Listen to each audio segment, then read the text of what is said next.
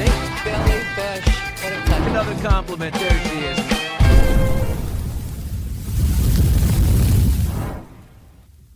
Hello, friends. Welcome to Hot Mics on this Hump Day Wednesday. Please subscribe on YouTube. And yes, if you're watching on video, I got a massive haircut. I think it's 5 pounds of hair that came flying off of my head. I'm keeping an eye on Kevin Reddington right there as he just prowls around in front of the lectern and goes after his final prosecution rebuttal witness, Dr. Gregory Sadoff. Big Red's outfit in court today. You know, I always like to give a fashion report. He was great with the tan suit yesterday.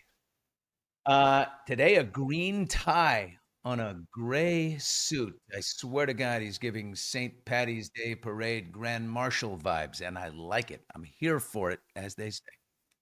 Speaking of green outfits, I'd like to begin with something that bothers me, and that is the girl in the green dress. Brittany Romano is her name. The camera, the pool feed camera inside the courtroom caught her with a smile and a wink and sort of a flirty little a physical, there it is. You're looking at it on the screen. A behavioral twitch that people kind of felt the moment didn't call for. Cameraman for Court TV is Richie or Ricky. But you never know the backstory in something like this. I happen to know that it was about a heel of hers that kept getting caught, and Ricky, the cameraman, knows all the girls there. There's Lauren from Netflix. There's, Karen Goldberg, who has her blog and all that stuff, and she asks Reddington all kinds of light questions. What's your favorite color? What's your favorite ice cream? Things when he's going in. Anyway, it's a little pop culture-y what's going in there, but this was about the heel, and she knows the cameraman, and you never know the backstory. What you do see is a trial about a woman who killed her kids in postpartum psychosis, and is that a time for anybody to be smiling? I can guarantee you there have been laughs when Kevin Reddington, gets short or quizzical with one of his witnesses and takes a shot at them. Here's the thing. She is a freelance reporter covering the trial for Vanity Fair, Brittany Romano. Her style, she is, in her work is fun, flirty, attention-seeking, personality forward, self-aware. She likes the camera. She's a content creator who found herself in a serious trial, a serious criminal trial, and had a moment where couldn't, something awkward happened. Let me ask you a question real quickly. Do you have someone in your life, please raise your virtual hand, who laughs at the wrong moment, who kind of always has a nervous laugh when it shouldn't be heard? The most obvious example is laughing at a funeral or something, because it's uncomfortable and you don't know what to do.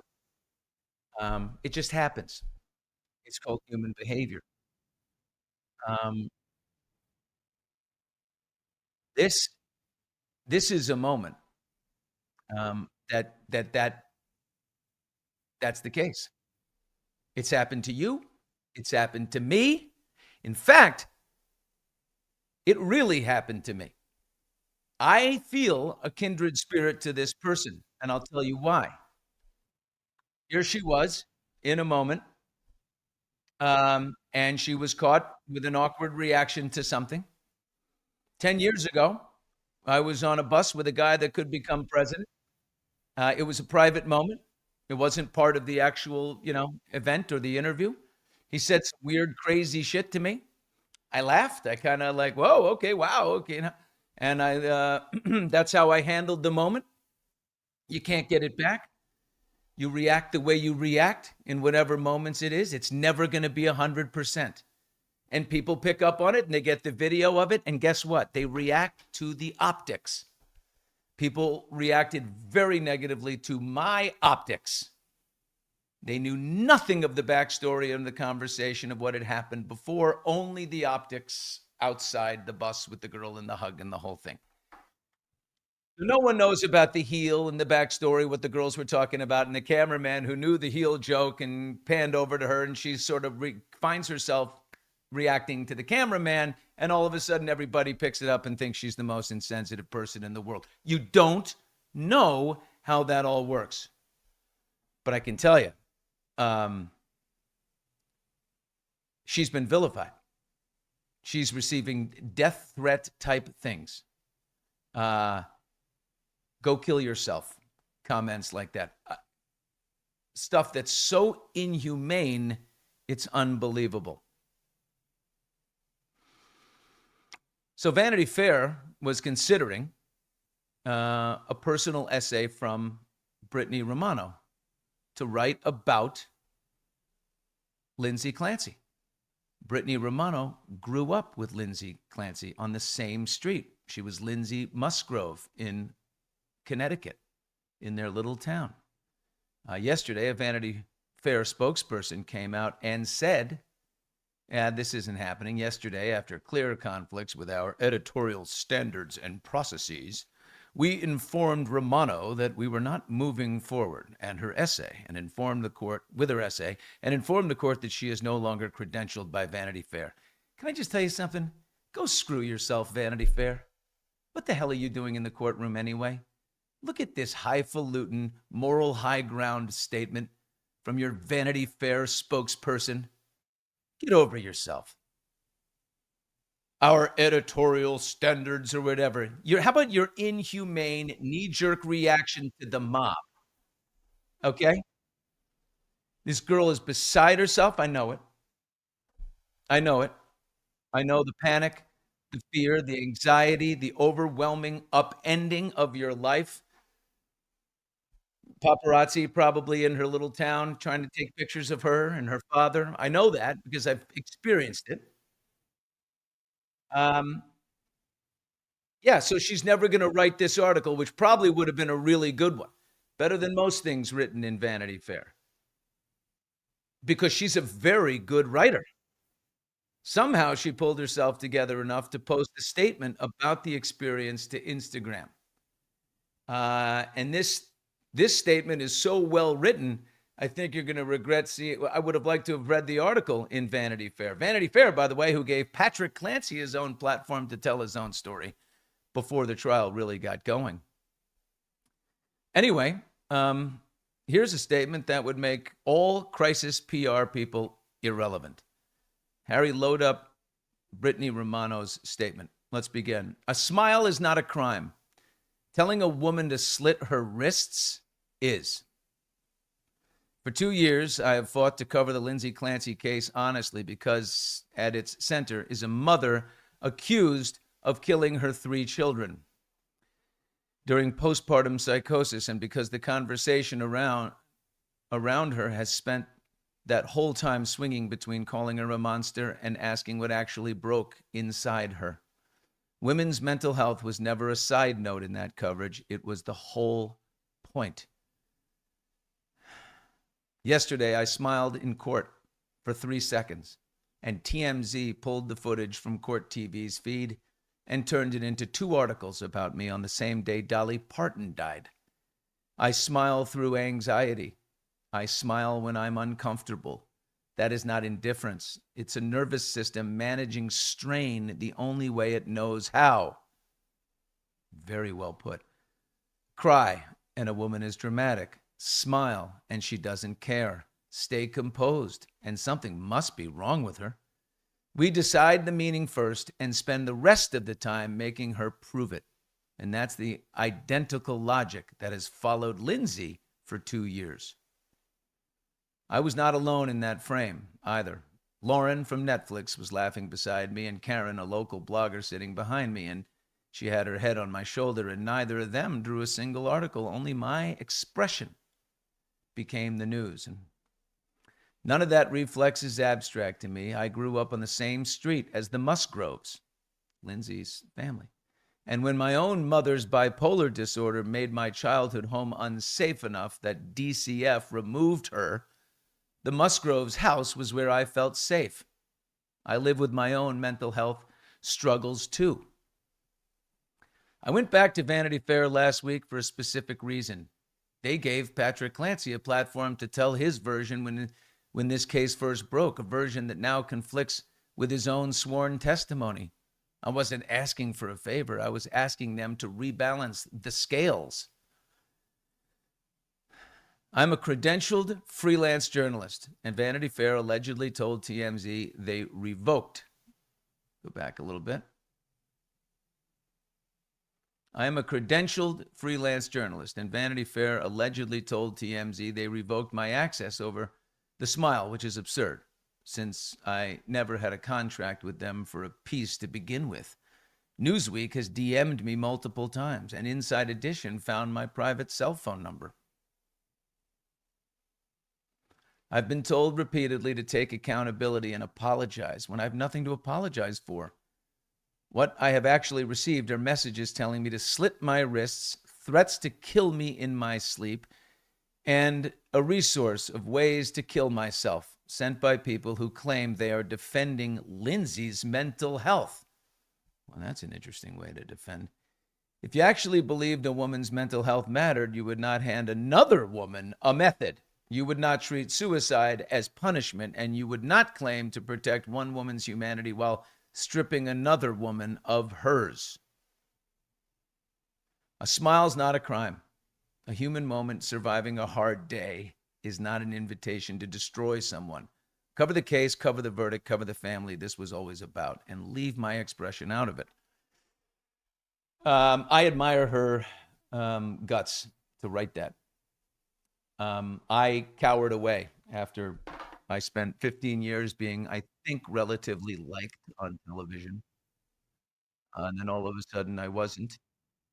And I went into a hole and I had suicidal ideation and I went to a mental health retreat for 9 days. I cried and cried endlessly on my couch. I drank too much. I was nervous. Thank God for my children and for my mother and my brother and a solid family. I know Brittany Romano has a good relationship with her father. Her mother, as you can see, had bipolar and had to be removed, so she has only her father. You just don't know. And the idea that people could ridicule and rip apart a 33-year-old woman, who to me is still a girl in many ways, takes a long time to develop, is barbaric. It's not okay. I stand up for her. And I'll tell you what, anybody who is wasting time ripping into her today, I think needs a check. Now watch. Here's Trisha Lynn. Billy, stop. Trisha Lynn. She's pathetic, Billy. Watch. Melanie Little. I like Melanie Little. Do I need Melanie Little's opinion to be my own? Absolutely not. Would I debate Melanie Little right here? No problem. Absolutely. Billy, you should go and have a look at her exchanges with people and Donna. You mean Dana or Donna Bowling? I don't need to do that. Did POTUS ever apologize? Come on. Trump? He doesn't apologize. You know that. By the way, he has nothing to apologize for. I don't know how we got on this, but Trump has nothing to apologize for with me. He didn't go after me. He didn't do anything to me. They tried to take him out, and my employer tried to take him out, and then my employer fired me for being there. I don't know. I don't blame Donald Trump for that. I blame him for some other things, but definitely not that. Turtle Boy breaks it down. Oh, there you go. Great. Now, Melanie Little's opinion I don't absorb as my own, although we agree on many things. Turtle Boy, geez, there you go. That's like Bible. With a wink. I enjoy the guy. I have him on all the time. Anyway, Trisha, I would suggest, and others who want to vilify this woman, it isn't worth it. And by the way, you're guilty of the same thing. You've had weird moments. You've laughed. You've in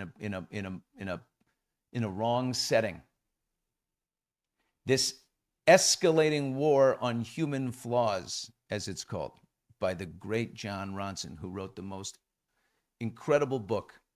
I love this book. It's called So You've Been Publicly Shamed. You need to read this book. It's incredible.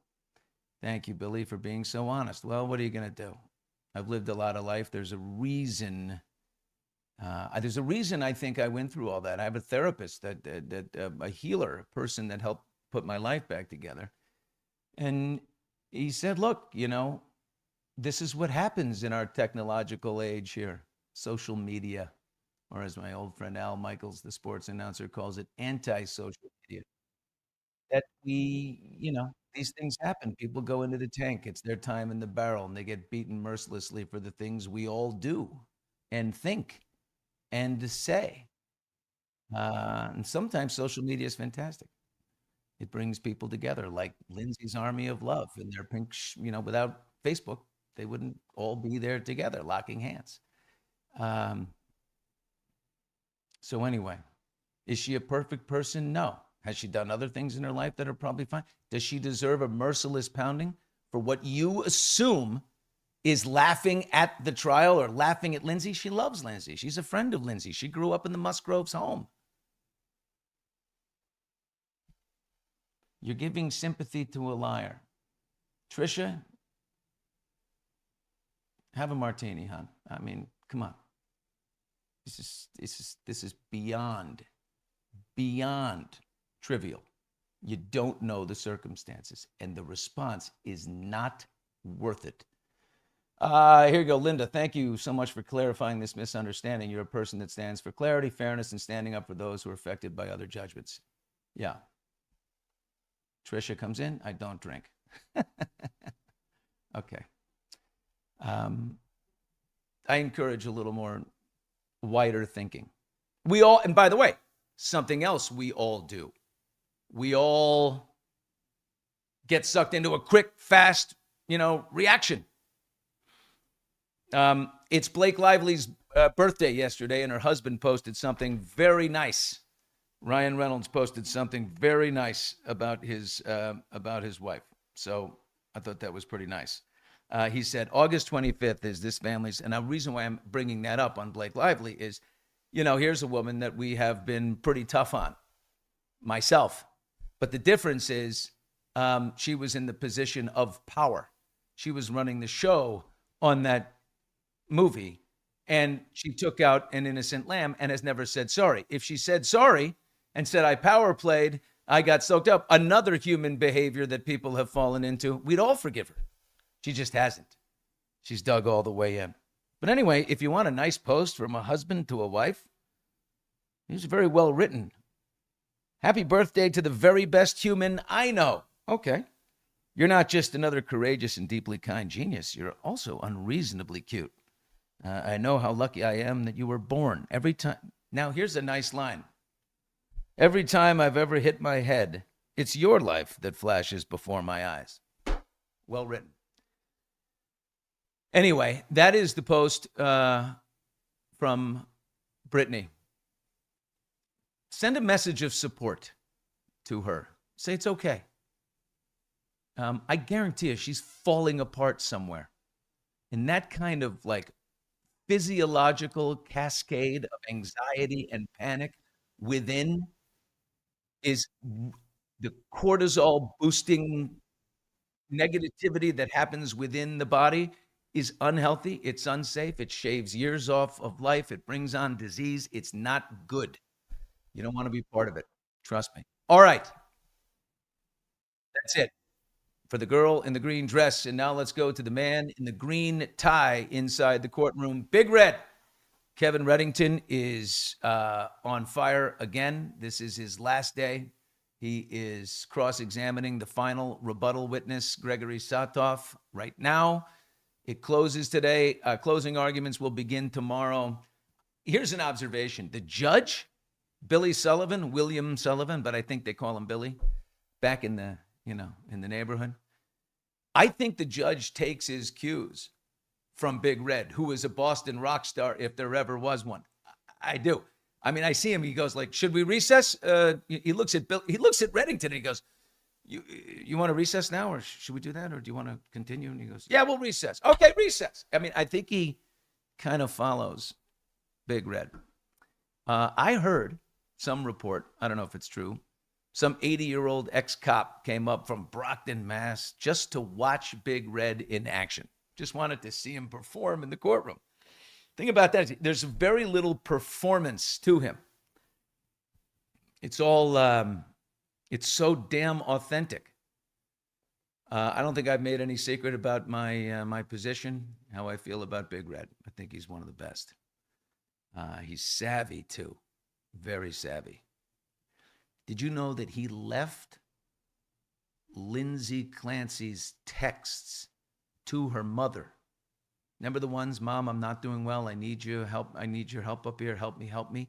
He left them up on the screen. Instead of taking them down, he left them so that while he was continuing after using them, the jury could still keep their eyes on it. So they could still be fixated on it. And he would get extra time with the exhibit, basically, of her, in a terrible way, reaching out for help. That is savvy. I think he had a good day in court yesterday, judging by his mood, for sure, because he was very punchy on the way in. Here he is hauling off on a local reporter for his coverage. Check it out.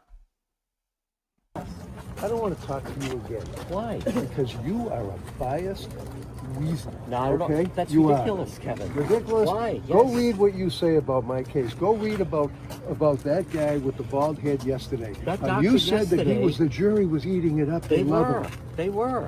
You sit Stay outside. away He from was me. a nice Stay guy. away from me. Kevin, you sit outside. That Wrong he was a guy. good guy. Wrong guy. Why? I was talking Wrong about guy. somebody else. He was a good witness. Wrong Stay guy. away from me.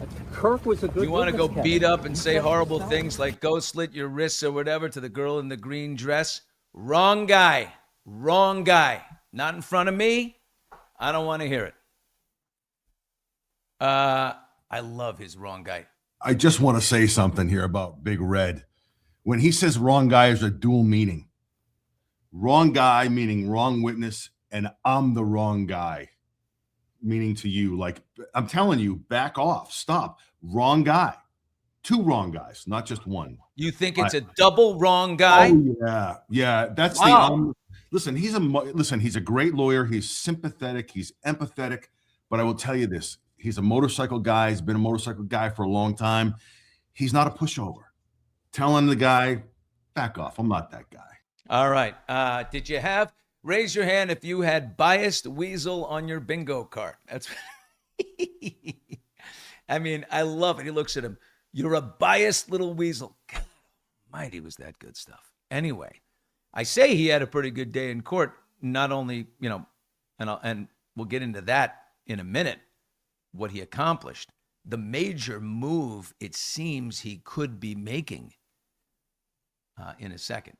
But I say he had a good day in court because on the way out, a lot less punchy. In fact, he was kind of cool as a cucumber. Let's walk through these exhibits right here. He welcomed the scrum of reporters leaving court.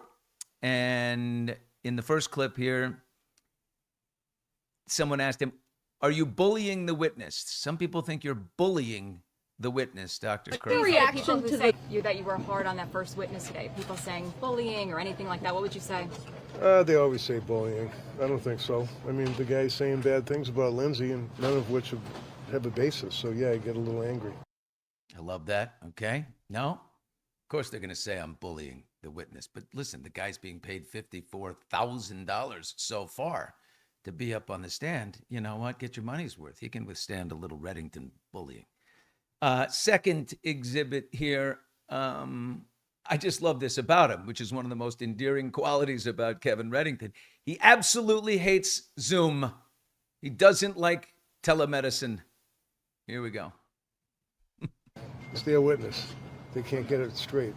What do you mean? Did he really only see Lindsay on Zoom, this last guy? Yes. What do you make And of this allegations guy against saw her on Zoom, and he just saw her 2 months ago. He didn't even know she existed. What does that say about Zoom and mental health therapy? Same thing about was it television? No, not television. Telemedical. Telehealth. Yeah, same thing. Stupid.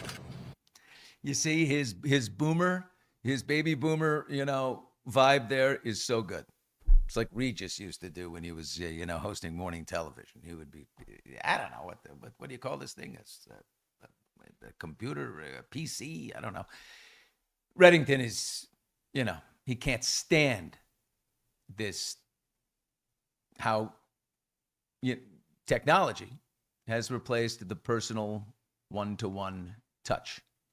I'm kind of with him, especially when it comes to the fact that you're seeing a psychiatrist who lives 40 minutes from you in Braintree, Massachusetts, and not once have you sat down in front of her. I'm with him on that. Okay. Also, he was asked about Lindsay's recollection of the command hallucination voices by these experts. So they got into some material stuff. What's your reaction to the questioning of Lindsay Clancy's recollection of the voices by some of these experts? I think it's ridiculous. You've got a young woman who's been through what she's been through with her emotion, with her postpartum depression, with her postpartum psychosis, with the over-medication that she's been through, with every confusing, thank you very much, Dr. Heilbrand, diagnosis, and these guys expect that she's going to recall every single thing she said 3 years ago. I can't remember what I said last week. Beautiful. I mean, he's the human touch. He's not only working the court, he's working the court of public opinion. Very well done. Fourth exhibit here. He's asked a question I think all of us are wondering, and I don't know why it took so long to ask it. How is Lindsay Clancy holding up? He gets to How spend about how time. Lindsay is holding up at this far into the trial? It's tough. She's, the support is important to her, and she's a strong woman. Do you think it's that difficult to crush up pills like Dr. Sadoff said? Why don't you ask the police who never tested it? Wow. Fifth exhibit. It's I interesting. think there's a lot of women, and I think there's a lot of men that are supporting Lindsay. And they're not, supporting criminal activity. They're supporting her as a person, knowing what she went through. The Lindsay Clancy of January 24th is not the Lindsay Clancy that's sitting in this courtroom. There you go. He was asked, is this a battle of the sexes here? Is it women versus men? Women supporting Lindsay and men, supporting her going to jail for lifetime for what she did. I don't know. I do think there is definitely, obviously more women would tend to support the woman with postpartum psychosis. I'm one of the men who do. I'm sorry. I just, I see it.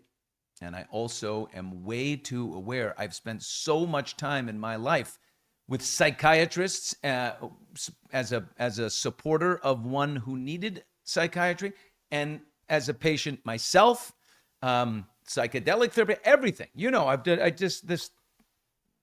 I've been on my knees in life, in pain, thrown out of the cave, needing to save my own mental health.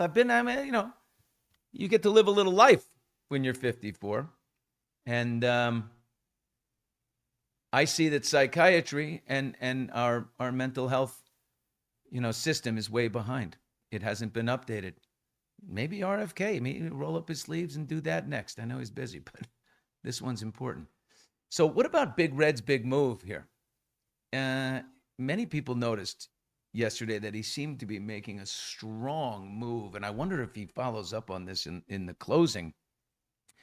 He hammered away at Dr. Heilbrand, the forensic psychiatrist and rebuttal witness, saying a memory in psychosis is not reliable. Correct? He says, correct. Any memories in psychosis could just be hallucinations. You go, well, okay, yeah, correct. So any confessions that Lindsay made could be false. If she admitted to Patrick or that she did this, maybe they could be false, right? Because she's in psychosis and those memories and hallucinations can't be relied upon, even if it ended right away. But during the process, that's when she's admitting to that.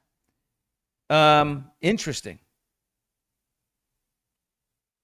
So he then said she remembered, one of the memories she remembered was, she said, I cut the screen on the window so she could jump out of it. And then he turns to Dr. Heilbrunn and says, was the screen cut? And he says, no, it wasn't. Okay. So that's an incorrect memory. What else could be incorrect right there? It was a very strong move. And I wonder if he follows up on that in his closing, or if that is even the central piece of his closing. Closing. Stuck on that green tie. Okay. So the rebuttal witness yesterday, Dr. Heilbrunn, concluded that it was a decision. His whole point was this was control. This was not hallucination or command hallucination or psychosis. She was in control. He concluded that it was a decision that Lindsay made on where and how to strangle the kids, and where and how a decision to take her own life would take place. And to make those decisions, she had to be under her own power. Therefore, she knew what she was doing, and she is criminally responsible. That's Dr. Heilbrunn's basic conclusion. Reddington pointed out that Dr. Heilbrunn last treated a woman with postpartum psychosis in 1982, 44 years ago. And Big Red continually blasts these guys for pay to play. He's saying, how much have you made doing this? And the guy's like, well, if I attack you, $54,000 so far. So, they've received a lot of money to have these opinions. Now, Big Red is paying his expert witnesses too. There's too many of these people, though. Dr. Aaliyah Goodhart, remember from McLean Hospital, the psychiatrist who discharged Lindsay. She admitted under cross-examination she'd never treated a patient with postpartum psychosis before at all. Never even gave a screening to one. So Reddington's final cross-examination is happening as we speak. Dr. Gregory Sadoff is batting cleanup for the prosecution. He's a UVA professor, a Federal Bureau of Investigation Behavioral Analysis Unit. He's worked with them. He's an analyst. He, on the other hand, has treated 5 to 7 women who have killed their kids. And he says he's treated thousands of other psychosis patients. So if Dr. Heilbrunn offered a competing theory to postpartum psychosis as to, why and how she did this, Dr. Sadoff is basically there to totally dismantle Lindsay's credibility on the command voice issue. He's there to address the inconsistent details provided by Lindsay, he says, which point to control and not psychosis. His main points so far, and the guy's good. Finally, they got, they thought Dr. Heilbrunn was going to be good, and then he did the mortal sin thing, and Judge Billy Sullivan went nuts. So he kind of tanked himself in that and basically teed up the prosecution to get hit with a mistrial, or at least an appeal to the Supreme Court. But his main points, Dr. Gregory Sadoff, who's hanging in there with Kevin Reddington, are the one consistent and repetitive line from the voice that she heard. This is your last chance. You have to kill your kids and then kill yourself, is oddly specific. To be that specific, he says, is odd. Very unusual that the voice stopped the moment she finished strangling her youngest son. I hate saying it, Callan. Stating flatly, never known a command voice to go away right after the killings. The third thing that he's accomplished, he said the voice did not give her operational instructions, like who was to die first, and in what order would this be. And that undercuts the concept of command hallucinations. didn't give her the commands to. She had to think for herself to call, Dawson down and, have him in the basement and to separate Cora away, the 5-year-old. I'm sorry, folks. It's like sometimes you wonder, have we gotten so desensitized just going through all this stuff and so fascinated by it, what has actually happened to these kids? It's just, oh God, it's absolutely horrific. Whew. And he talks about the amount of time Patrick Clancy was gone and how much time she needed to commit the crimes. That showed a hyper awareness of time, which would defeat, he says, the concept of psychosis. She gave 2 different accounts of when the voice began. She said once that it was immediately after Patrick left to go to CVS. And in another, it was about 20 minutes later after the phone call from him in one of the aisles. He kind of defended Jennifer Tufts, who is a woman who could use defending. 32 years old and, who she should have had an advisor with her. I don't think she was ready to see a woman in deep psychosis. But he said, that Dr. Tufts suggested that, Dr. Sadoff suggested that Lindsay Clancy had an adverse reaction to Zoloft and not that she was over-medicated, because Dr. Tufts did take her off, didn't keep her on it when it wasn't working. So he's trying to say, I say 13 medications, never taking 13 at a time, but 13 medications and 30 prescriptions coming at this woman. That's over-medicated. If you're hitting that many, and they should all be on the same page to know who prescribed what, that's over-medicated. That's just throwing medicine as the answer. I think somewhere in there should be what Reddington would say is the human touch. Who was there to pull her away, to take her away, to put the kids with the grandparents for a week, whatever it is. Yeah, she doesn't want to be without her kids, but you got to make her. What therapist suggested that? Go to New Hampshire and leaf peep for a week. And Patrick, you go with her. It's your wife. You don't need to go to New York. You need to go with her to take her away. You can see that she's not okay, I think. Anyway, Dr. Gregory Sadoff is so far the best witness that they've had, and they needed him. I do think it's a day late and a dollar short. And one thing that helps him, because Reddington likes to expose people for getting paid a lot of money to say what they're saying, he doesn't get paid, this guy. His department at the University of Virginia gets the money, so this is just part of his role as a professor. So it's hard to shame the guy for pay to play here. Okay, that's where we are in the Lindsay Clancy trial. Let's get some reaction here. It just seems there is more to this story that will eventually come out. Yeah, here's Team Brittany. That's funny. Dang, I only had Hungry Weasel on my bingo card as opposed to Biased Weasel. Panettiere says, I didn't shower, eat, sleep, or anything for about 3 months. My husband, cousin's best friend, took shifts along with my mother to help me take care of my son and me. It is real. Yeah, it is real. And I think no matter what, I mean, if you think Lindsay Clancy should go to jail for the rest of her life, there is no death penalty, or you think she should go to a psychiatric hospital and, take advantage of the resources provided there, I've said this, she's in jail. She's in jail. The reason why I think she should be found not criminally responsible is because you're punting on the deeper issue.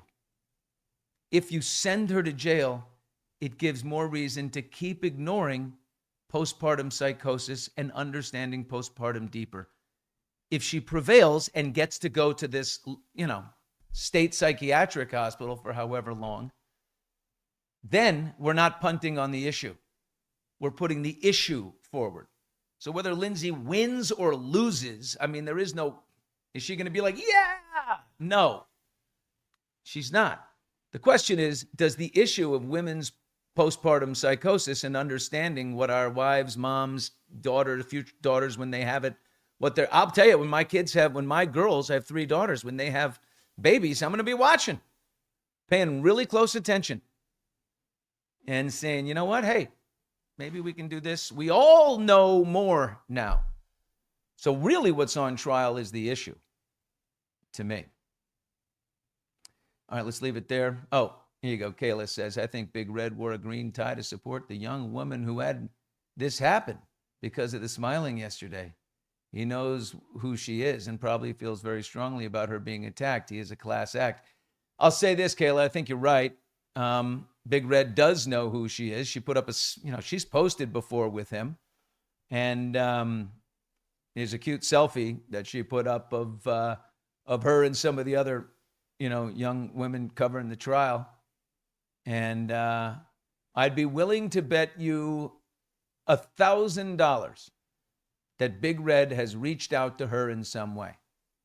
Because as we see, he's doing a good job standing up for Lindsay.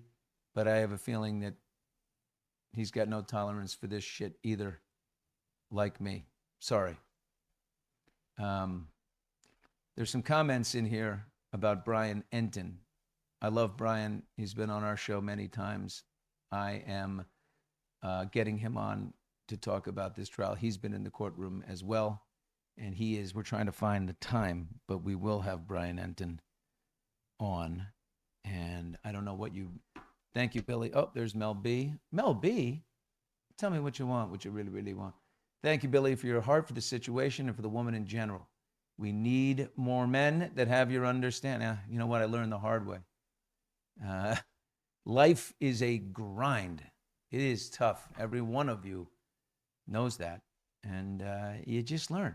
I mean, 33. This girl's 33. I was 33 when I was on a bus ride with Donald Trump. Exact same age as her.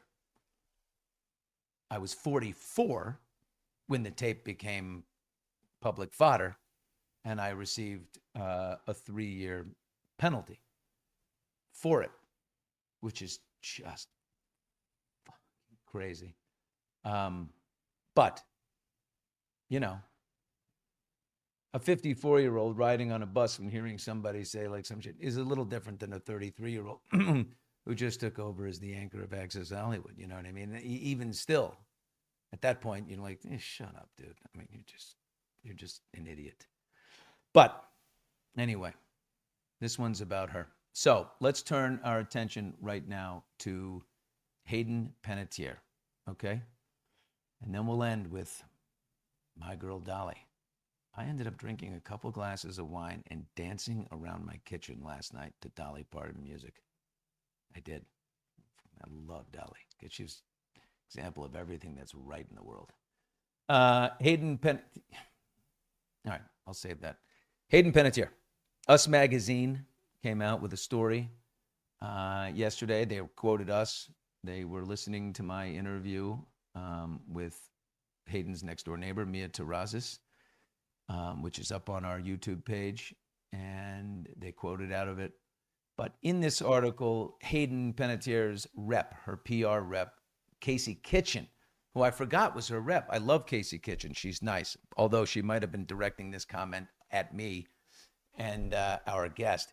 Hayden, Casey said, many people who were not close to Hayden are using her death as an opportunity to fuel gossip and speculation about a situation they know very little about. I don't think she's defending Brian Hickerson here, folks, at all. But I can say that she's wrong. I love Casey, but she's wrong if we're referring to Mia Terrazas, a 60-year-old woman who for 5 years lived right next to Hayden Panettiere and was friends in the building and saw Brian Hickerson all the time and was freaked out by him, whether in an elevator or trapped in a hallway with him. She got the creeps and the heebie-jeebies. I don't think she's in the mood for fueling gossip and speculation if we're referring to her. I think she's very much interested in seeing Brian Hickerson come to justice of some kind, a reckoning of his own. Anyway, Mia Terrazas definitely knew Hayden Panettiere. Hayden moved into the unit next to Mia in January of 2021. The Los Angeles DA's office finally made a case against Brian later on that year in April of 2021 after he had been hauled in 2018 and 2019 and whatever. He received 45 days in jail, finally. Probation, the whole thing. The statement from Casey went on to say, there is much more to this story than what's currently being discussed publicly, and those closest to Hayden are actively cooperating with the ongoing investigation to help ensure that the truth comes to light and justice is properly served. Good. She seems to be communicating that let's hope the Greenville, South Carolina Police Department, who's in charge of the investigation, absolutely comes down on this guy. And I think he's hiding some stuff because this is interesting right here. Well, here's the part where Us Magazine talks about us. In the wake of the actress's death, Billy Bush spoke to one of her neighbors who claimed she saw a car that was parked outside the property, well, in a space in the garage. I saw a car in her parking space. I had walked down to look at her apartment, and I heard someone speaking in the apartment, Mia said in a video shared Monday. Okay, right. And here's this is interesting. A source close to the family says that the cameras are connected to Brian Hickerson's phone. Of course he has Hayden's camera on his phone. And I'm pretty darn sure the reason there's black tape over that Ring camera outside the door is from him. He has access. Why does he have access to her cameras?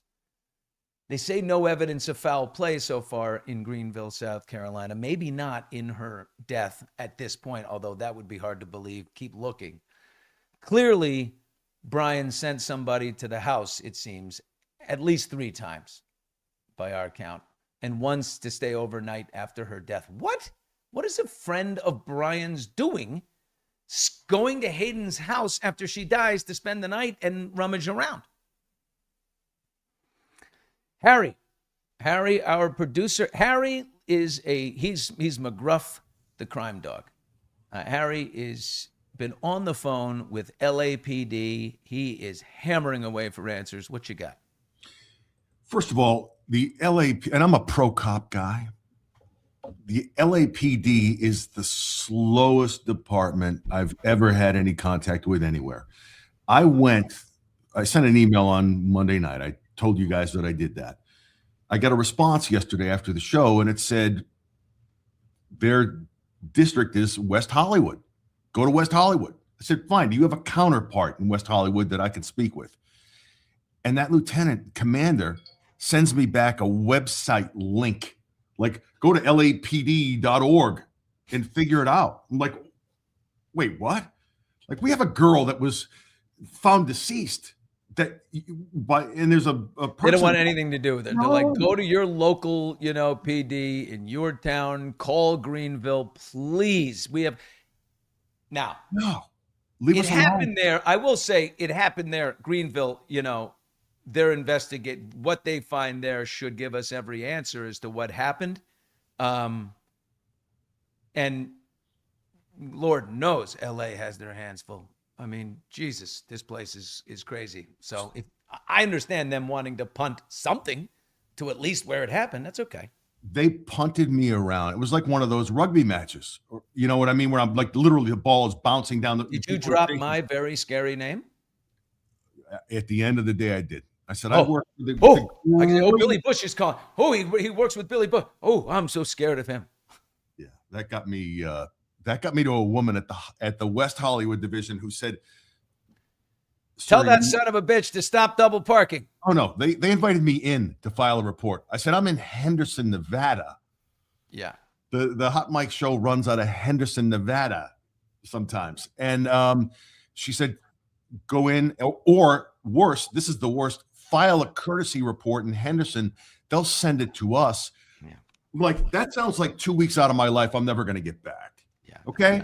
So And then I said, well, I sent an email to Lieutenant Commander Ariano in Hollywood, and he wrote back to me, and she said, we don't do email. Like, you what? What the? Work for Kevin Reddington? We don't like email. We don't like Zoom. We hate social media.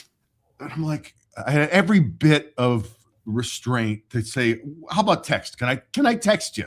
Like, how do I get to you? No.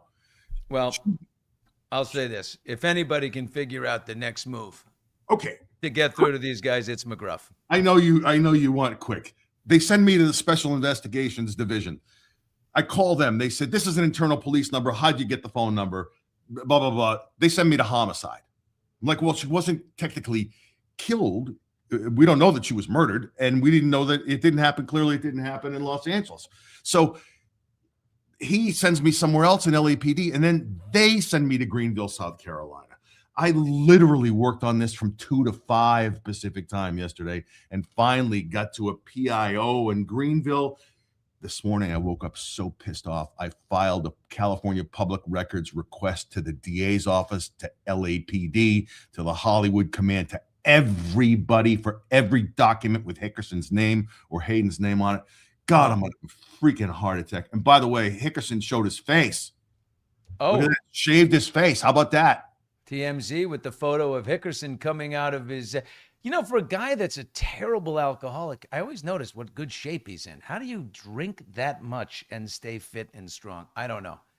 But he has got serious problems. And if this is not a reckoning for him, I mean, Jesus, his parents must be just terrified of him because they've done, no one's getting through to him. Anyway. Yeah, I got to take a blood pressure pill. I'll be back.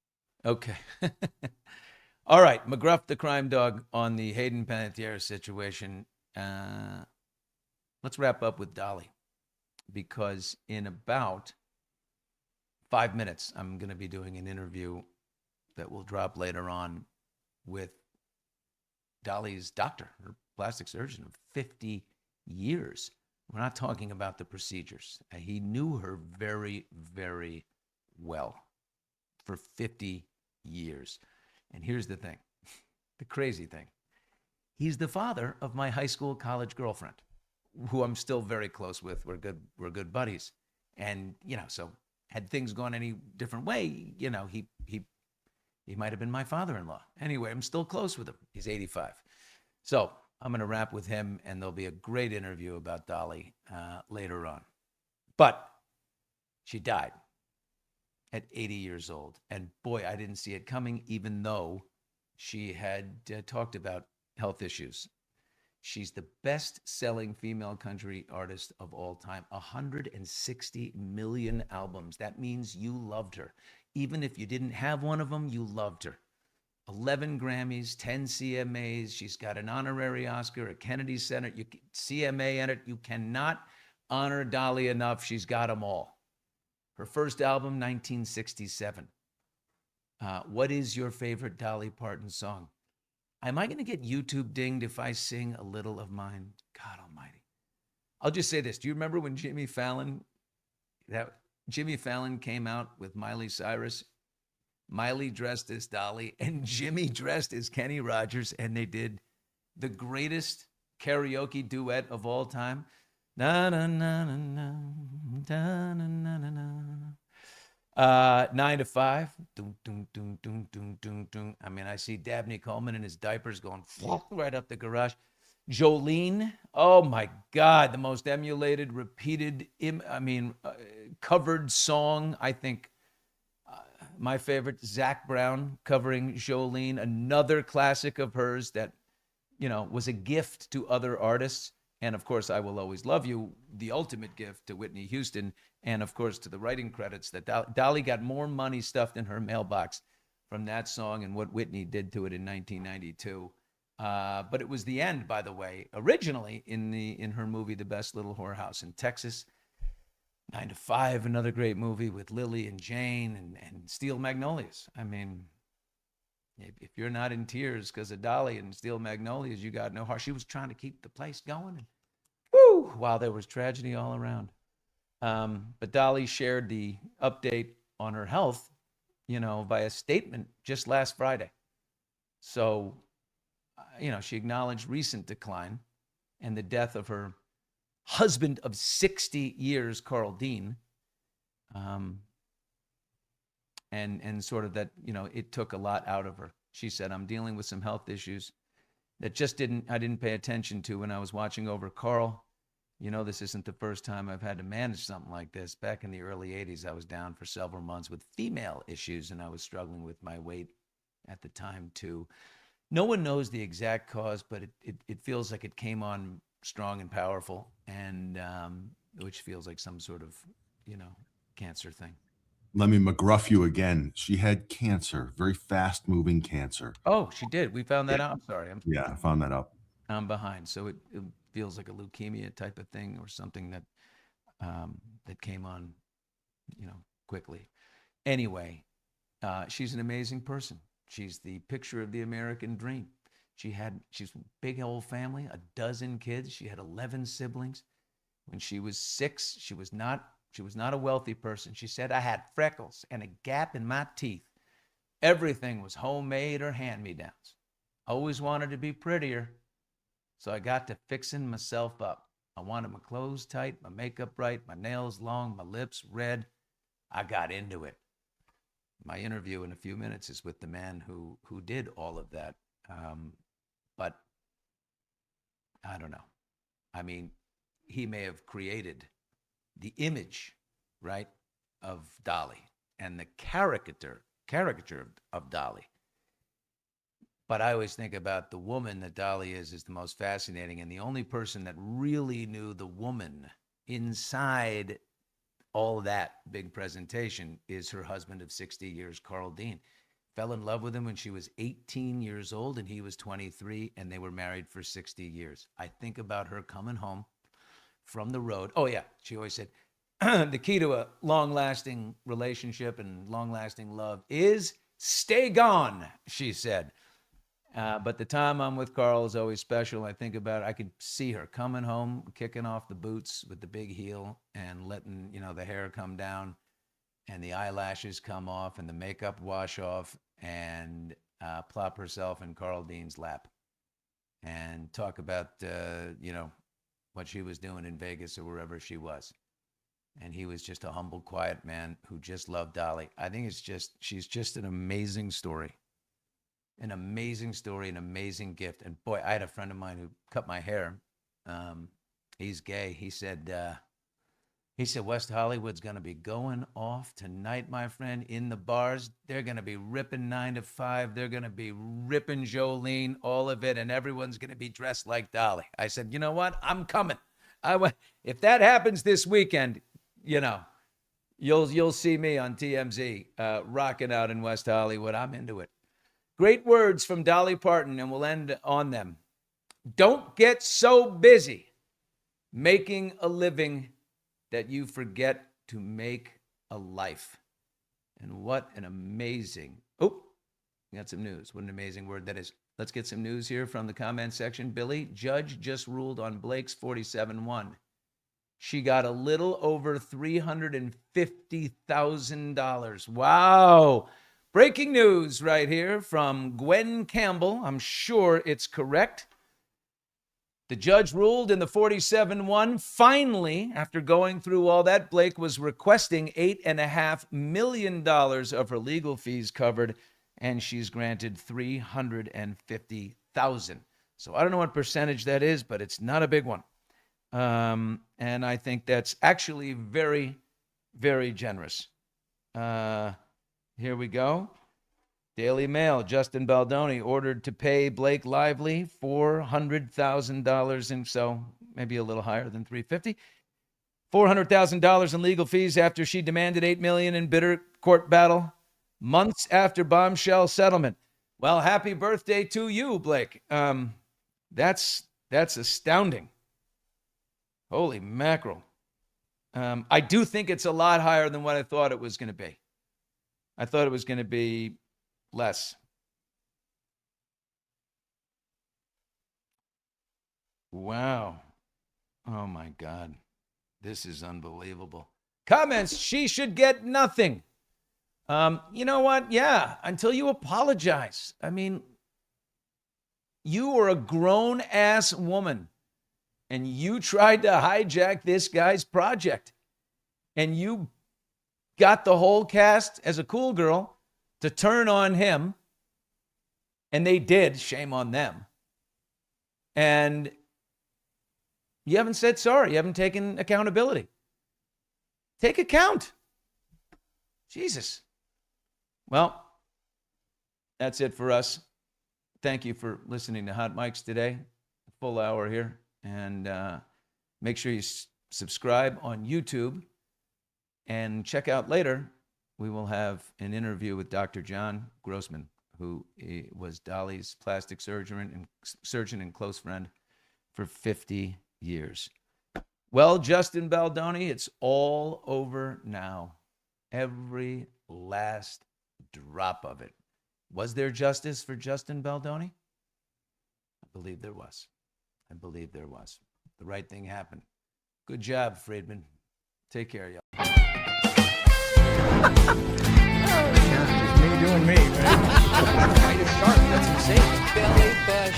What a pleasure. Another compliment. There she is.